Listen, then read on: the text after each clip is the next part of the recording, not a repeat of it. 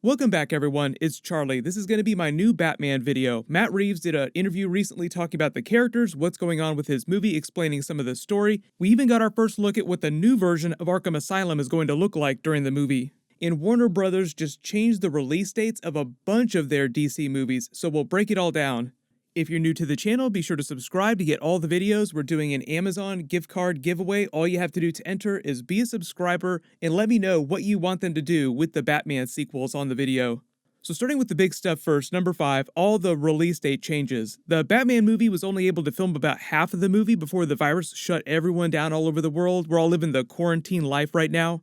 Originally, the movie was coming out June next year in 2021. Now the delay has gotten so big, they've been away from the set for so long that they've had to delay the movie to October 1st. Weirdly enough though, even though everything's been delayed now, not every DC movie has been delayed. The same thing just happened to Marvel though, where you have a bunch of shifting movie dates. Everything kind of moves down the line a little bit, so DC had a version of that just happen too for them. The new order for all the DC movies that are coming up goes like this. It's Wonder Woman 1984 coming out in August this year. The Suicide Squad movie is still coming out August next year in 2021. James Gunn said that there haven't been any big delays. They're in post-production right now. They finished filming the movie a while ago.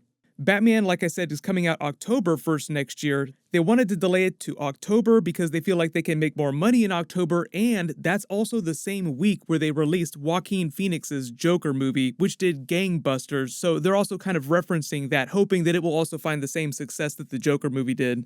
And if it wasn't clear, there's not supposed to be any kind of connection between Joaquin Phoenix's Joker movie and Robert Pattinson's Batman movie. Like, the Batman at the end of the Joker movie isn't supposed to be Robert Pattinson's Batman.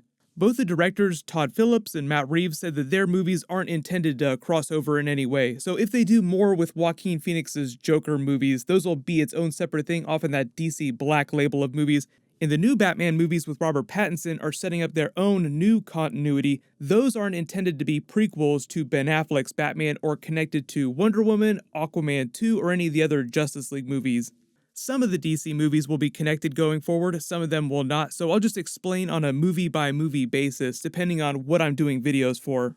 So for all the other upcoming DC movies, they finally gave an update on the Flash movie. That's coming out July 2022 now. It's only delayed a month, but if you wondered if they were making it, they are still making it. We already know that it's going to be a slightly different version of Flashpoint. Ben Affleck's Batman, Wonder Woman, Aquaman aren't supposed to cross over as far as I know. Maybe a cameo from Cyborg or one of the other Justice League characters, but it would be way smaller than comic book Flashpoint. There's a very good animated Flashpoint movie if you want to see a more comic book accurate Flashpoint. Don't do this to me. I don't know about the what. You okay? The Black Adam movie is still coming out December 2021. That has not been delayed yet. The Rock keeps talking about it on all his Instagram posts. They said that they're going to start filming later this year. That might be delayed just a little bit, but it sounds like they'll still be able to hit their release date.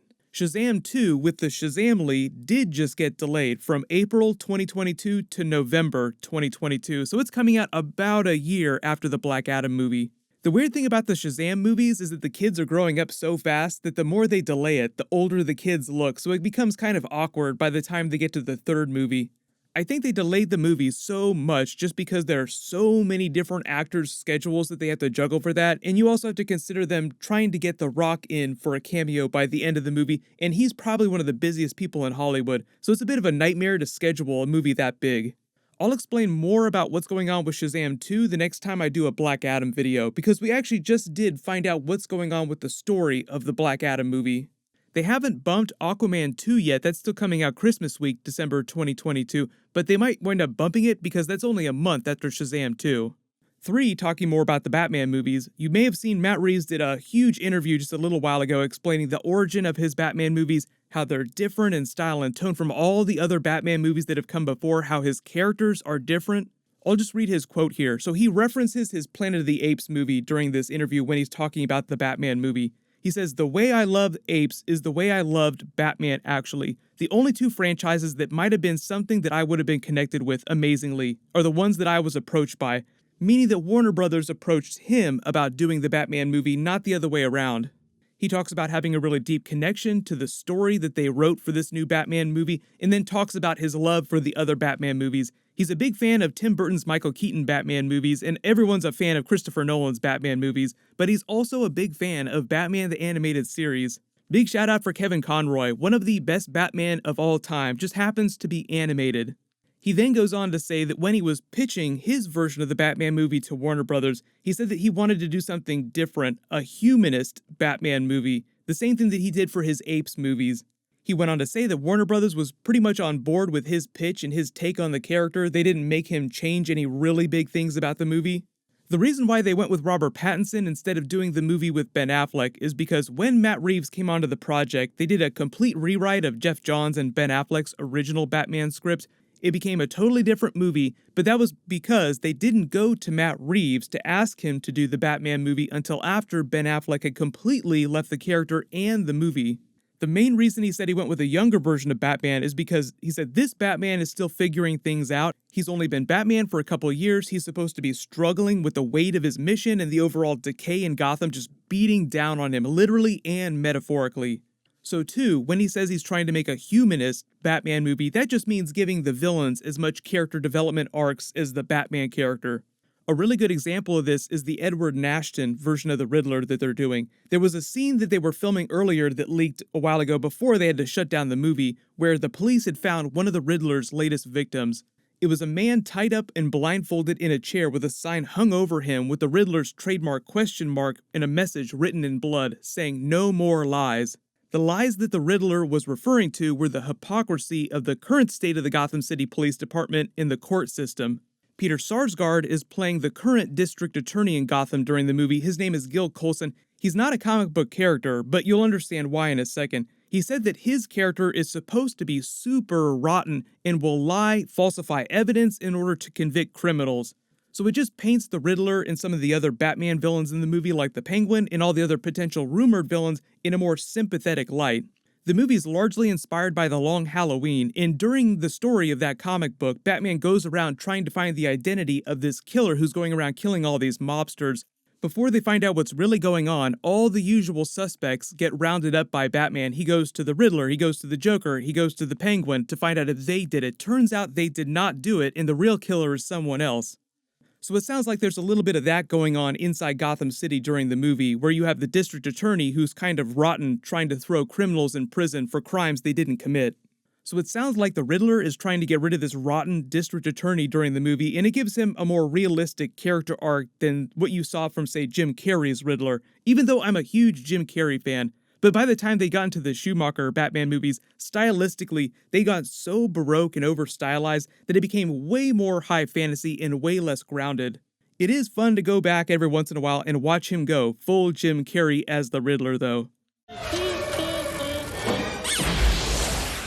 Just in terms of tone and style and look, it sounds like, based on what Matt Reeves is saying and what we've seen from the Gotham City sets that they filmed on, that the new Batman movie looks somewhere between Christopher Nolan's very real-world Gotham and some of the gothic architecture of Tim Burton's Batman movies, before the Schumacher movies turned that up to 11.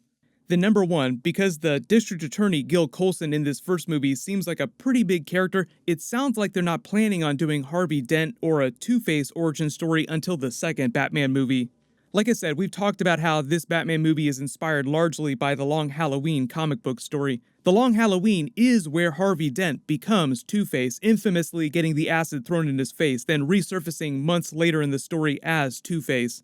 But he's already the district attorney when that story picks up. There's no other big character that introduces him. So the only reason they would do this in the movie with this different Gil Coulson district attorney is to, number one, give the villains like the Riddler more of an origin story, and two, give the sequel somewhere to go. So you do Two-Face as a big character in the Batman 2 or whatever they're going to call that movie. And if rumors are to be believed, they would introduce their new version of the Joker during the third movie of this new trilogy. And it would not be Joaquin Phoenix's Joker. But that wouldn't happen for at least 5 or 6 years, so I wouldn't worry about that too much right now. But obviously they will probably do a new version of the Joker at some point during this new trilogy. We still haven't seen an official look at the Catwoman's new costume, although we have seen her on set riding motorcycles with Batman, and we still have not seen an official look at Colin Farrell's Penguin yet, although there's been a lot of really good fan art. But everyone, post all your predictions for this new Batman movie in the comments below. And if you didn't see, there is a brand new Justice League Dark HBO series that they're going to be making live action. If that wasn't clear, people were confused if it was live action or animated. It will be live action. I just did a teaser video for that. You can click here to watch that, and click here for my brand new Venom 2 Spider-Man video. Thank you so much for watching. Everyone stay safe. I'll see you guys tonight.